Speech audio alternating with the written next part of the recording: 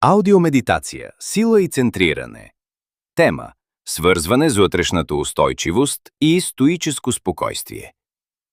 Затвори очи и вдишай дълбоко. Усети как въздухът изпълва белите дробове. Издишай бавно. Представи си, че стоиш на планински връх. Вятърът е силен, небето се мени, но ти си стабилен. Почувствай краката си като корени, които се впиват в земята. Те те държат здраво, независимо какво се случва около теб. С всяко вдишване поеми в себе си силата на планината. Непоклатима, древна, търпелива. С всяко издишване освобождавай съмненията и страха.